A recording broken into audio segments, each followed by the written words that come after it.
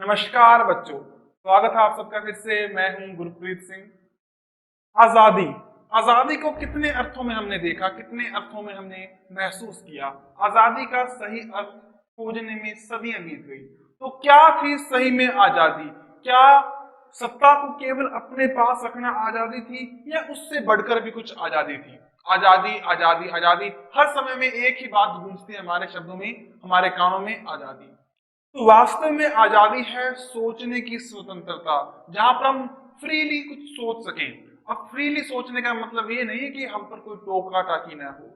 Freely सोचने का मतलब है हमें बेहतरीन वातावरण मिले, उस विषय में हमें बेहतरीन शिक्षा मिले, हमारा आसपास, हमारा समाज बेहतरीन और समृद्ध हो, ताकि हम बेहतरीन तरीके से सोच सकें। क्या आज के समय में चीन के लोग स्वतंत्र हैं? चीन के पास बहुत सी प्रोस्पेरिटी है, वहां की सरकार किसी अन्य सरकार के झांसे में या उसके अंदर नहीं है, लेकिन फिर भी चीन के लोगों की सोच वहां की कम्युनिस्ट सरकार के द्वारा नियंत्रित की जाती है। वहां पर सोचने समझने में पाबंदी है, वहां पर हर प्रकार की किताबें पढ़ने की आजादी नहीं है, वहां पर हर प्रकार के ख्याल रखने की आजादी नहीं है। इसलिए कहीं ना कहीं ये मान सकते हैं कि चीन स्वतंत्र नहीं है। स्वतंत्रता सरकारों से नहीं होती, स्वतंत्रता होती है नागरिकों की सोच से, नागरिकों के जीवन से। यही स्वतंत्रता प्राप्त करना चाहता था भारत। भारत जो अब तक अंग्रेजों का गुलाम था, अंग्रेजों का उपनिवेश था। तो इसी पूरे सीक्वेंस में अपने बात करेंगे कुछ राजनैतिक आंदोलनों की।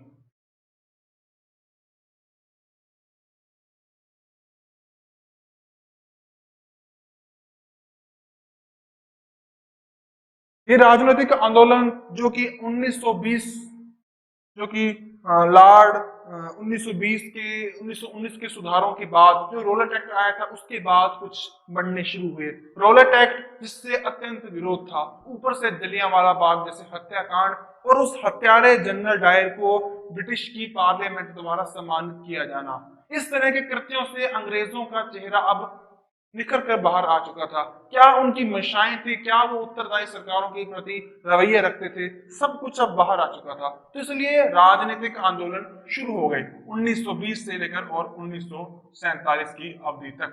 किस तरह से आंदोलन चले, क्या भूमिका रही लाला लाजपत राय, बंकिम चंद्र चटर्जी, महात्मा गांधी, जवाहरलाल नेहरू, मोतीलाल तेजावत और अत्यंत सरदार वल्लभ भाई पटेल जैसे महान नेताओं की, और भी नेता हैं जिनके नाम जानते हैं नहीं जानते हैं, जो पर्दे के पीछे काम कर रहे थे। तो सबसे पहले बच्चों, रोलेट एक्ट, चेम्स फोर्ड के सुधार, इस तरह की कुछ बातें थी, ठीक है ना। ऊपर से तुर्की, तुर्की जो कि मुसलमानों की आस्था का केंद्र था, तुर्की जहां पर खलीफा थे और उस खलीफा को खत्म करने पर तुले थे अंग्रेज। इसी बात का विरोध हो रहा था भारत में, और इस विरोध का समर्थन किया भारत के कुछ राष्ट्रवादी नेताओं जैसे कि महात्मा गांधी ने। कैसे ये विरोध चला और किस तरह से विरोध चलने वाला था, पूरी चीज पर बात करेंगे। लाला लाजपत राय की अध्यक्षता में और उससे पहले कांग्रेस का एक अधिवेशन भी हुआ था। गांधी ने उस समय असहयोग आंदोलन प्रारंभ कर दिया था। असहयोग आंदोलन ये प्रारंभ हुआ था अगस्त 1920, और इसकी जो आंदोलन प्रारंभ होने की तारीख थी वो थी 1 अगस्त।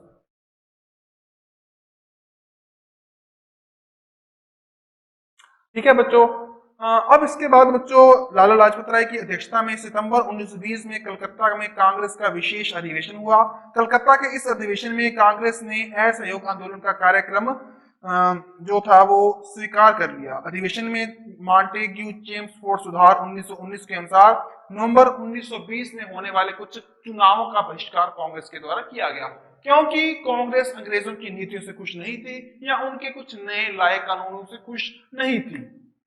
इसका विरोध करेंगे चुनावों का बहिष्कार करके। यही हुआ, चुनावों का बहिष्कार किया गया। विजय राघवाले की अध्यक्षता में कांग्रेस का जो अधिवेशन नागपुर में दिसंबर में हुआ 1920 में, उसमें इस प्रस्ताव को फिर से दोहराया गया, असहयोग प्रस्ताव, सहयोग नहीं करने का प्रस्ताव। इनका अंग्रेजों का, ब्रिटिशर्स का।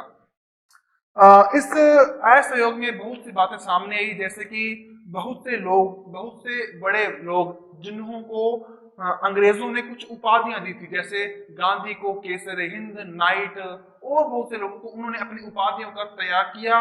उन्होंने सरकारी चुनावों का बहिष्कार किया, सरकारी स्कूल, कॉलेज, अदालतों का बहिष्कार किया गया, विदेशों से आयात होने वाली वस्तुओं का भी बहिष्कार किया गया, और सरकारी नौकरी पर काम करने वाले लोगों ने नौकरियां छोड़ दी। इसके साथ साथ ही लोगों ने सरकार को टैक्स देना भी बंद कर दिया या इससे इनकार कर दिया, क्योंकि वो सरकार का सहयोग नहीं करना चाहते थे, क्योंकि अब वो उनको अपनी सरकार नहीं मान रहे थे। इस प्रकार की घटनाएं चल रही थी। इसके साथ साथ कुछ रचनात्मक कार्य भी हुए असहयोग आंदोलन में, जैसे कि आपसी झगड़ों को सुलझाना। अगर वो किसी कोर्ट में, किसी थाने में सुलझाने के बजाय पंचायतों में सुलझाया जाने लगा। शराब मुक्ति, विदेशी कपड़ों से मुक्ति, अपने भारतीय परिधानों को अपनाना, इस तरह के काम किए जाने लगे। कताई बुनाई और भारतीय परंपराओं को प्रोत्साहन दिया जाने लगा। हिंदू मुस्लिम एकता को भी प्रोत्साहन दिया जाने लगा। गांधी जी ने यह विश्वास लाया कि अगर सभी कर्मों को सही तरीके से लागू किया जाए तो 1 साल के भीतर ही हमें स्वराज की प्राप्ति हो सकती है। लेकिन जमनालाल बजाज, उनको राय बहादुर की, गांधी को केसर हिंद की, और बहुत से लोगों को बहुत उपाधियों से नवाजा गया था।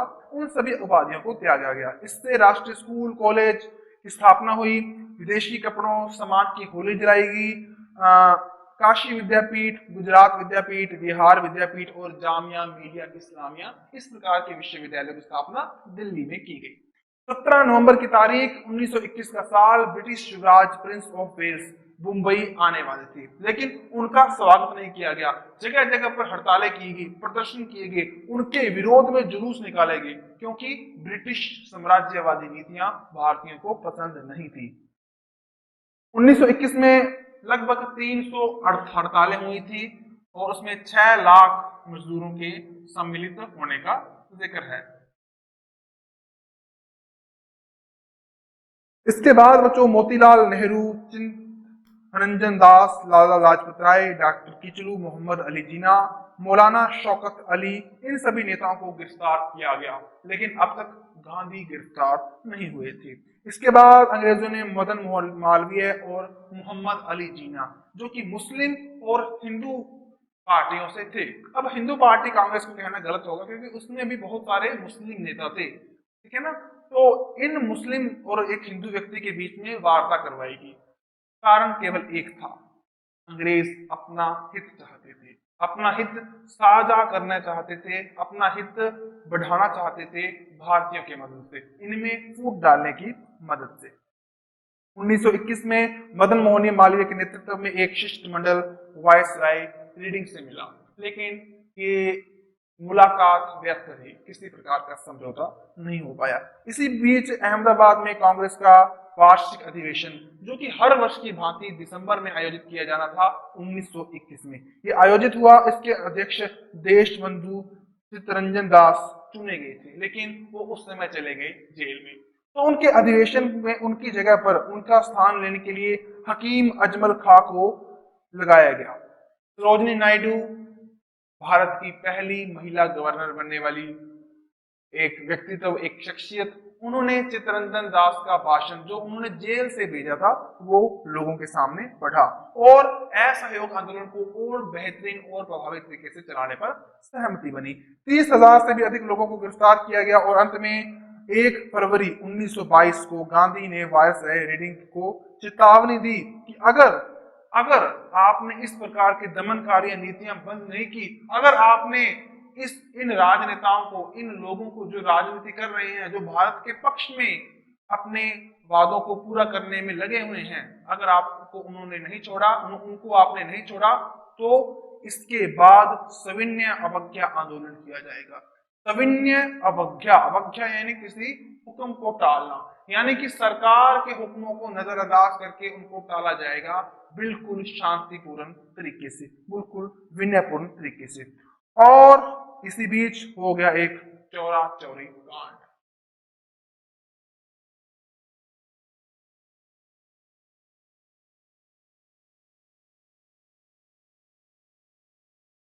शून्य अवज्ञा आंदोलन पूरे देश में चल रहा था, पूरे देश में इसका पूरा जोर शोर था। लेकिन तभी एक घटना हुई। अंग्रेज जो इस आंदोलन से काफी प्रभावित हो चुके थे, भारतीय जिनका मनोबल इस आंदोलन के कारण काफी सशक्त हो चुका था, लेकिन इस दौर में एक घटना हुई जिसने इस आंदोलन को झकझोर कर रख दिया और अंततः गांधी को इस आंदोलन को, इस शून्य अवज्ञा आंदोलन को वापस लेना पड़ा। क्या थी घटना, जानते हैं इसके बारे में।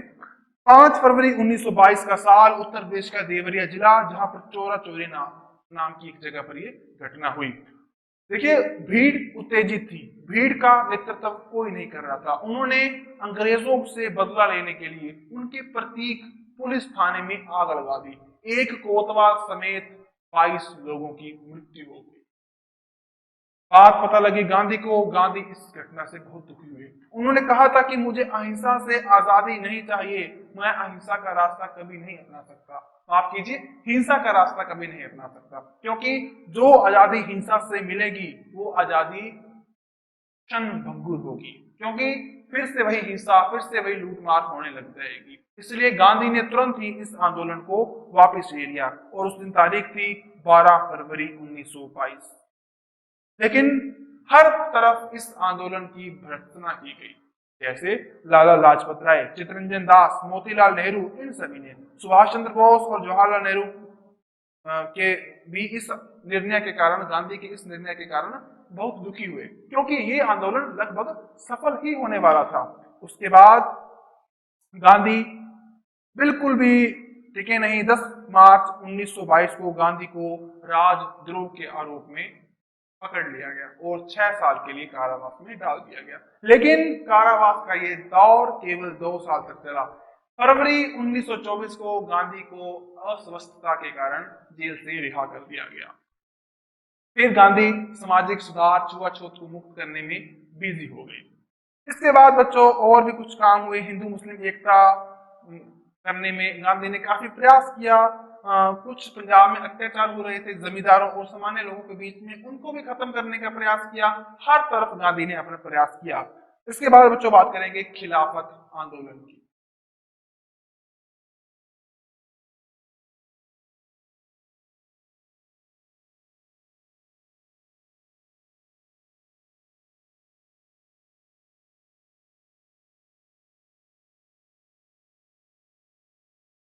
खिलाफत आंदोलन बच्चों, तुर्की में जो साम्राज्य बंटवारा हुआ था उसके बाद वहां के जो खलीफा थे, जो मुस्लिम समाज का प्रतिनिधित्व करते थे, उसको खत्म करने पर या उस पोस्ट को खत्म करने पर तुले थे ब्रिटेन के लोग। लेकिन गांधी ऐसा नहीं चाहते थे, क्योंकि इससे भारतीय मुसलमानों की भावनाएं भी आहत हो रही थी।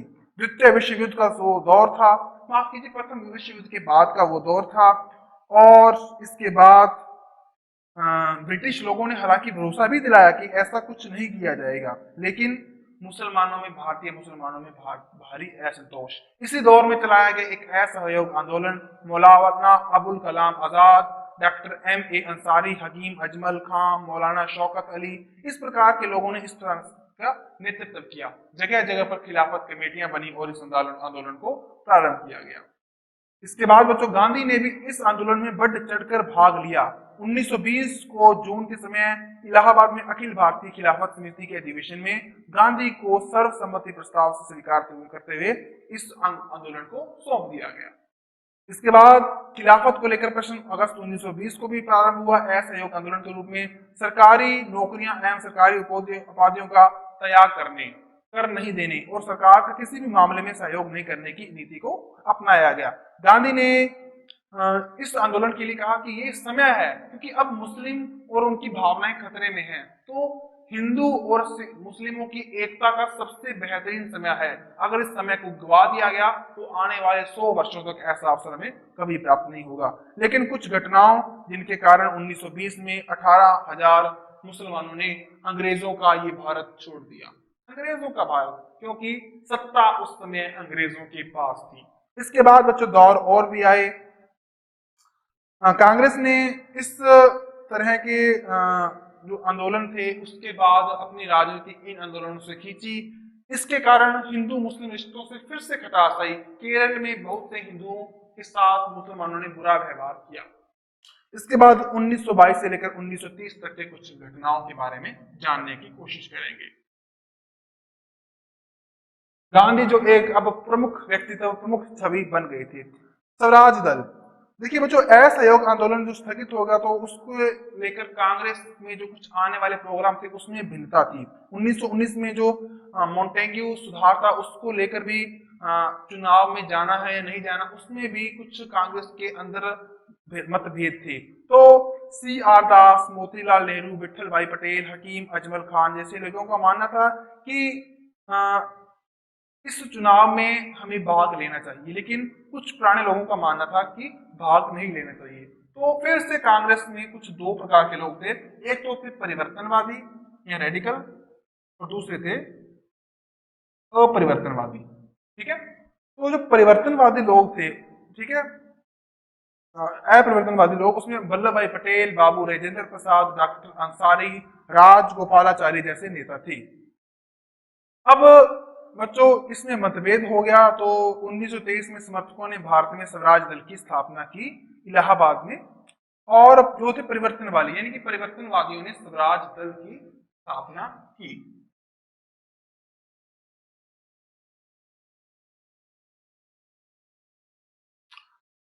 इसके बाद बच्चों 1923 में विधानमंडल में भी कुछ इस तरह के प्रस्तावों को पास किया गया।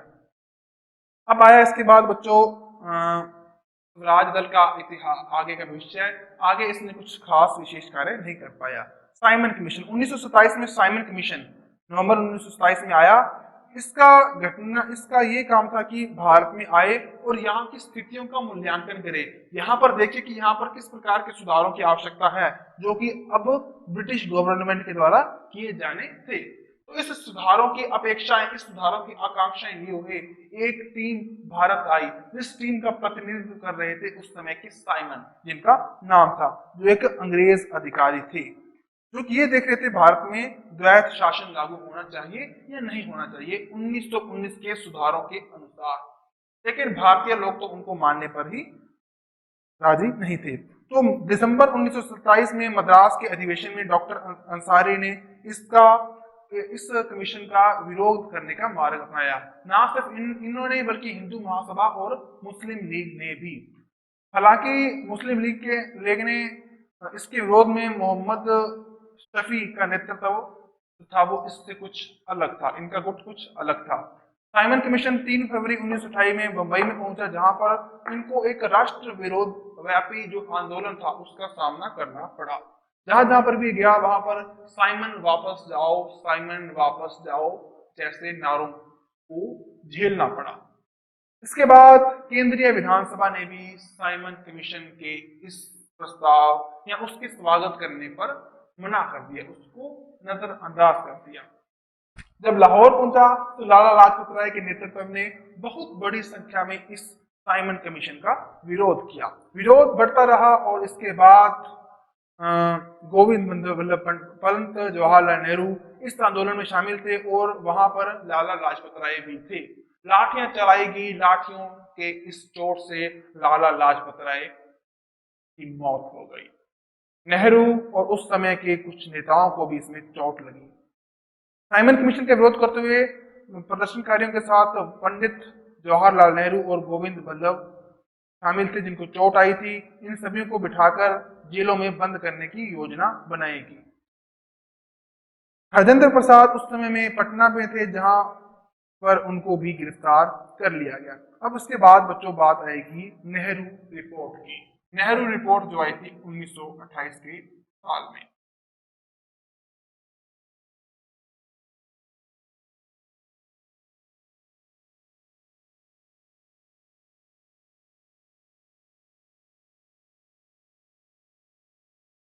नेहरू रिपोर्ट जो कि मोतीलाल नेहरू ने दी थी, जिसका उद्देश्य था कि हम बताएंगे, साइमन नहीं बताएगा कि कैसी रिपोर्ट हो, कैसा भारत हो, कैसा यहाँ का शासन हो, हम बताएंगे। तो मोतीलाल नेहरू ने 1928 के साल में एक रिपोर्ट दी, जिसका मकसद था कि ये बताना कि हमारी सरकार कैसी हो, हम कैसा चाहते हैं कि हमारी सरकार हो। तो उन्होंने सबसे पहले बात की एक औपनिवेशिक साम्राज्य यानी कि एक डोमिनियन स्टेट बनाने का लक्ष्य दिया, जिसमें वो स्टेट ब्रिटिश राष्ट्रमंडल के अधीन होगा। इनकी ब्रिटेन के नीचे ही एक स्वतंत्र राज्य है, यानी कि उसका शासन केवल हम करेंगे, हाँ हमारे ऊपर ब्रिटेन होगा, इस तरह की बातें। दूसरा, उन्होंने राजनीतिक और धार्मिक तरीके से कुछ स्वतंत्र नागरिकों से इसमें शामिल होने की अपील के बारे में इसमें बात की। अगला, सांप्रदायिक के आधार पर जो चुनाव क्षेत्र अलग बन रहे थे, जैसे मुस्लिम या दलित या जो भी, उसको न बनाया जाए। अगला, जो केंद्रीय द्विस्तरीय विधानसभा हो उसकी व्यवस्था की जाए। अगला, प्रांतों को स्वायत्तता दी जाए और सारी शक्तियां केवल केंद्र पर ना हो बल्कि ब्रिटिश हाथों में भी हो। ब्रिटिश के पास ना हो, भारतीय हाथों में भी हो। ब्रिटिशर्स के पास सिर्फ और सिर्फ विदेशी मामले हो। नेहरू ने जुलाई 1928 में इस प्रकार की रिपोर्ट प्रकाशित की और दिसंबर 1928 में कलकत्ता अधिवेशन में इसको रिपोर्ट को लेकर ब्रिटिश सरकार को 31 दिसंबर 1929 तक का अल्टीमेटम दिया गया कि इस तारीख तक इसको लागू कर दो वरना आंदोलन के लिए तैयार हो।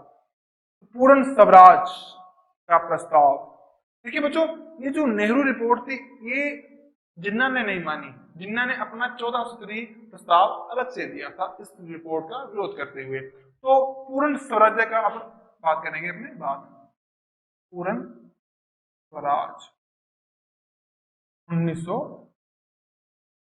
देखिए बच्चों, जब रिपोर्ट नेहरू की मानी नहीं गई तो उन्होंने कह दिया कि भाई ये तो हमारी बात मान नहीं रहे, हम तो कह रहे हैं कि हम ब्रिटिशर्स के नीचे रहकर काम करेंगे, लेकिन ये तो नहीं मान रहे। तो उस समय कांग्रेस के लोगों ने पूर्ण स्वराज की धारणा को जन्म दिया। उन्होंने कहा कि अब कोई किसी की रिपोर्ट नहीं मानेगा, अब होगा तो सिर्फ और सिर्फ हमारा पूर्ण स्वराज, हम शासन करेंगे, हमारे लोग शासन करेंगे, हमारे लोग उनको चुनेंगे।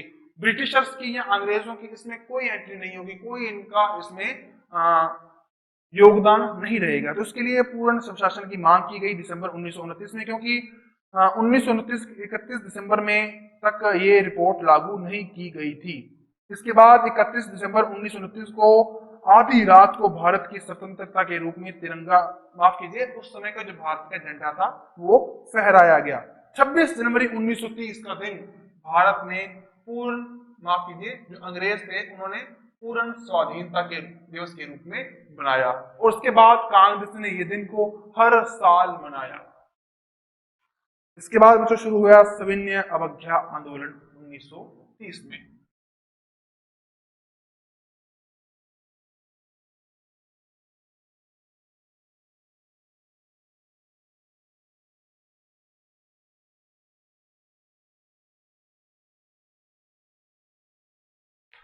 शून्य अवज्ञा आंदोलन यानी कि सरकार की बातों को न मानना, उनको टैक्स न देना, उनके द्वारा बनाए गए कानूनों का उल्लंघन करना, ठीक है, इस प्रकार की बातों थी।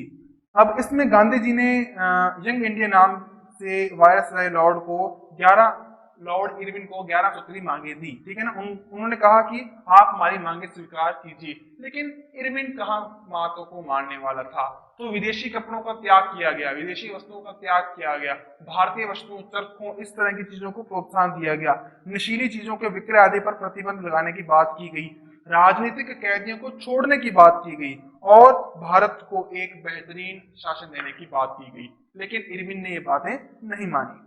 तो सविनय अवज्ञा आंदोलन हुआ। 12 मार्च 1930 की तारीख गांधी जी अपने 78 समर्थकों के साथ साबरमती आश्रम से चल पड़े समुद्र तट की ओर दांडी पद यात्रा से। 240 मील का सफर और 24 दिनों में यह सफर पूरा कर लिया गया। वहां पर गांधी गए और नमक को अपने हाथ से उठाया। उस समय में नमक को इस तरह से बेचना किसी के द्वारा एक प्रतिबंधित श्रेणी में कानून था, उसको बेच नहीं सकते थे सरकार की इजाजत के बिना और उस पर भारी भरकम टैक्स था।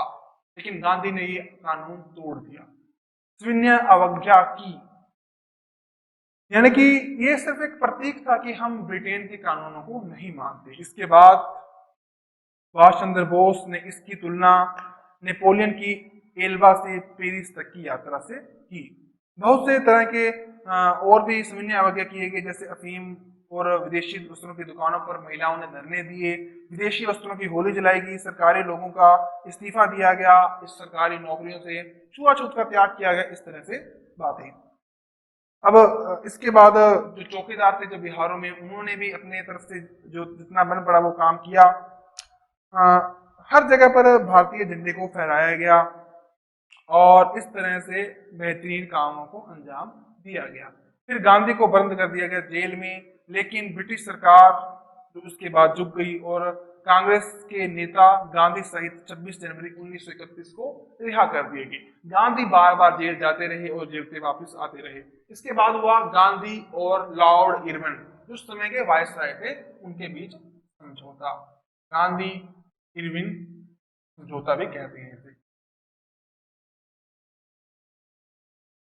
1931 के साल में यह समझौता हुआ और इस समझौते के अनुसार निर्धारित किया गया कि किस तरह से दोनों सरकारें एक समानता के स्तर पर आएंगे।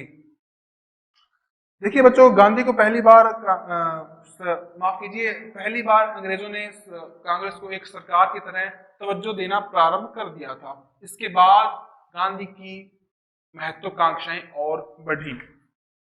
समुद्री इलाकों में रहने वाले जो लोग थे उनको कर से मुक्त करने की बात भी कही गई थी।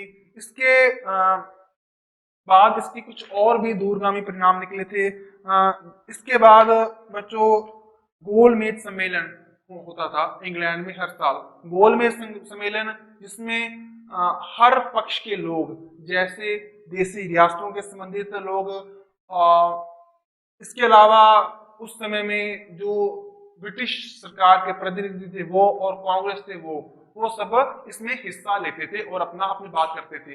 लेकिन गांधी जो अब इस समय अंग्रेजों के समर्थक नहीं थे, गांधी जिन्होंने सविनय अवज्ञा आंदोलन शुरू कर दिया था, उन्होंने इस पूरे के पूरे आंदोलन का प्रतिकार करना, इस गोलमेज सम्मेलन का प्रतिकार करना शुरू कर दिया। ठीक है ना। अपने गोलमेज सम्मेलनों की बात करेंगे तो पहला गोलमेज सम्मेलन हुआ था 12 नवंबर 1930 को लंदन में।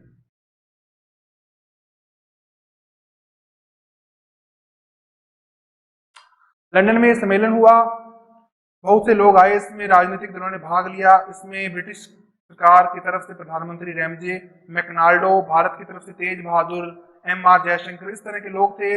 भोपाल, हैदराबाद, बीकानेर, कश्मीर यहाँ के राजा थे जिन्होंने भाग लिया था। लेकिन कांग्रेस ने प्रथम गोलमेज सम्मेलन में भाग नहीं लिया क्योंकि वो सविनय अवज्ञा आंदोलन कर रही थी। इसमें कुछ प्रांतों को स्वायत्ता देने जैसे विषयों पर बात हुई। द्वितीय गोलमेज सम्मेलन 7 दिसंबर 1931 को हुआ। इसमें कांग्रेस सरकार जो थी, कांग्रेस थी, वो पहुंच गई। ठीक है ना। गांधी जी जो थी उन्होंने एकमात्र प्रतिनिधि के रूप में कांग्रेस के रूप में भाग लिया और डॉक्टर भीमराव अंबेडकर, पंडित मदन मोहन मालवीय जैसे नेताओं ने भी भाग लिया। मुख्य मकसद था सांप्रदायिकता को खत्म करना जो इस समय भारत में आ गई थी। निर्वाचन पद्धतियां थी उनको भी नहीं मानने वाले थे गांधी, लेकिन गांधी की बातों को माना नहीं गया और अंततः दिसंबर 1931 को गांधी भारत लौट आए। क्योंकि ब्रिटिश प्रधानमंत्री थे जो उन्होंने 16 अगस्त 1932 को सांप्रदायिक पंचायत की घोषणा की थी और उन्होंने दलित लोग थे उनको हिंदुओं से अलग मानते हुए आरक्षण देने की घोषणा की थी। फूट डालो राज करो वाली बात बच्चों। ठीक है ना। किसी को वो चीज दे रहे थे यानी कि उसको अपने पक्ष में कर रहे थे। मुसलमानों को आरक्षण दिया, उनको अपने पक्ष में किया। दलितों को आरक्षण दिया, उनको अपने पक्ष में किया। यानी कि हर तरफ से पाड़ डालने की कोशिश गांधी, माफ कीजिए, अंग्रेजों द्वारा की जाने लगी। और ऐसा ही कुछ रहा तृतीय गोलमेज सम्मेलन जिसमें कांग्रेस ने भाग नहीं लिया। इसके बाद 1935 का एक्ट आया था।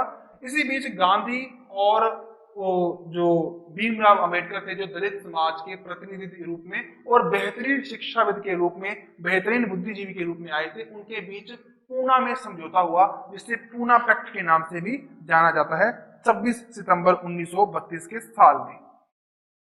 1935 का अधिनियम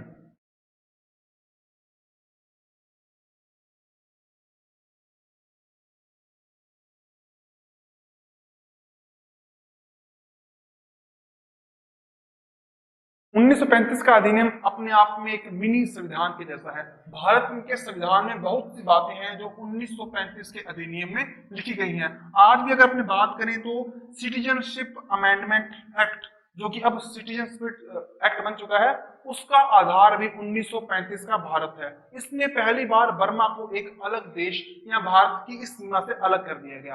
भारत जो उस समय 1935 का भारत था, जिसमें वर्तमान भारत, इसके अलावा बांग्लादेश और पाकिस्तान, वर्तमान पाकिस्तान के हिस्से शामिल थे। इसमें एक विशेष प्रकार का कानून जेम्स फोर्ड 1919 के बाद में बनाया गया था, जिसमें भारत को कुछ ना कुछ संप्रभुता दी गई, जिसमें कार्यकारिणियों का गठन किया गया, जिसमें अब भारत के प्रांत और केंद्रीय दो स्तर पर द्वैत शासन की व्यवस्था को नामित किया गया।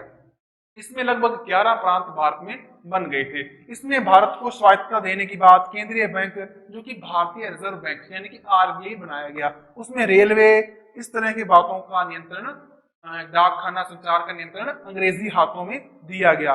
उसमें इसी के साथ साथ दलितों को भी इसमें आरक्षण देने की बात हुई। इसके अलावा द्वैत शासन प्रणाली यानी कि ऊपर केंद्र और नीचे विधान सभाएं बताई गई, ठीक है ना। प्रांतों में विधान सभा और विधान परिषद दो प्रकार के शासन रखने की बातें भी इस योजना में की गई। और जो लोग इसमें इस कानून में भाग लेना चाहें वो ले सकते हैं। इस कानून को लगभग 2 साल बाद 1937 के साल में लागू कर दिया गया। इसके बाद बच्चों प्रांतीय सरकारों का निर्माण हुआ। 11 जो राज्य थे वहां पर वोट डाले। 6 राज्यों में सीधे तौर से कांग्रेस की सरकार आ गई। 2 जगहों पर मुस्लिम लीग भी विजय रही और 3 जगहों पर संयुक्त रूप से कांग्रेस की सरकार आई। बंगाल जहां पर मुस्लिम लीग और वहां की क्षेत्रीय किसान पार्टियों ने मिलकर सरकारों का निर्माण किया। इसके बाद बच्चों द्वितीय विश्व युद्ध प्रारंभ हो गया। द्वितीय विश्व युद्ध प्रारंभ हो गया। इंग्लैंड की स्थिति कुछ नाजुक हो गई। भारतीयों की मदद के लिए दरकार होने लगे, लेकिन कांग्रेस ने सीधे और सरल शब्दों में कह दिया कि हम आपकी मदद इसी शर्त पर करेंगे यदि आप इसके तुरंत बाद भारत को स्वतंत्रता प्रदान करेंगे, यानी कि भारतीयों को उसी के हाल पर छोड़ देंगे यदि भारत में से अंग्रेज निकल जाएंगे। लेकिन ब्रिटेन का प्रधानमंत्री उस समय चर्चिल ने कहा कि मैं ब्रिटिश साम्राज्य के टुकड़े करवाने के लिए प्रधानमंत्री नहीं बना हूं, लेकिन अंग्रेजों की स्थिति अत्यंत नाजुक, द्वितीय विश्व युद्ध का दौर और मित्र राष्ट्र जो अब भारत की मदद के लिए काफी ललायक थे। 8 अगस्त 1940 का साल, जिसमें ब्रिटेन सरकार के प्रतिनिधि वायसरॉय नीतिज्ञ, उसने कुछ ऐसे प्रस्ताव रखे जो भारत के सुनहरे भविष्य के द्योतक बताए जा रहे थे। कौन से प्रस्ताव? युद्ध खत्म होने के बाद एक ऐसा ढांचा बनाया जाएगा जो कि संविधान निर्मात्री सभा के रूप में कार्य करेगा। जो वायसरॉय है उसकी कार्यकारिणी में विस्तार किया जाएगा और उसमें भारतीय लोगों को शामिल किया जाएगा। युद्ध की सलाहकार परिषद बनाई जाएगी जिसमें भारतीय लोग होंगे। उसके अलावा जो ब्रिटेन से अलग करके भारत को एक बेहतरीन राज्य बनाया जाएगा ब्रिटिश सरकार के अस्तित्व में ही। इसके अलावा अल्पसंख्यक, इनको कोई बुरा करके सरकार कोई कानून नहीं बना सकती। लेकिन इससे व्यक्तिगत सत्याग्रह शुरू हो गए, क्योंकि इसके कारण जो ब्रिटिशर्स थे उनको लाभ होने की आसार, उनके संभावना कम थी। इसके बाद बच्चों क्रिप्स मिशन आया। क्रिप्स मिशन जो कि अमेरिका, चीन और उस समय के जो मित्र राष्ट्र थे उनके इंग्लैंड पर दबाव के कारण भारत में भेजा गया, क्योंकि ये सभी राष्ट्र अब भारत की द्वितीय विश्व युद्ध में मदद लेने को ललायित थे। तो बच्चों क्रिप्स मिशन आया और 23 मार्च 1942 को सर स्टैनफोर्ड क्रिप्स भारत आए। उन्होंने कहा कि भारत को एक औपनिवेशिक राज्य बनाया जाएगा जो कि जिसको ब्रिटिश राष्ट्रमंडल से अलग होने का अधिकार होगा। युद्ध खत्म होने के तुरंत बाद एक संविधान सभा का गठन किया जाएगा जिसमें सभी लोग भारतीय होंगे। कोई भी प्रांत या रियासत अगर भारत से अलग होना चाहे या इस नए संविधान को एक्सेप्ट न करना चाहे तो वो उसकी मर्जी है, वो पूर्व के जो ब्रिटिश साम्राज्य है उसका हिस्सा बनी रह सकती है। युद्ध की स्थिति में नए संविधान का निर्माण जो है किया जाएगा और उसके बाद जब तक पूरी की पूरी पावर भारतीय लोगों को हैंड ओवर नहीं की जाती तब तक ब्रिटेन माफ कीजिए जो ब्रिटिश उपनिवेश है भारत, उसकी सुरक्षा का दायित्व ब्रिटेन का रहेगा। बच्चों ये आज का लेक्चर यहीं तक था। अच्छी तरह से इसको बुक में पढ़िए। धन्यवाद।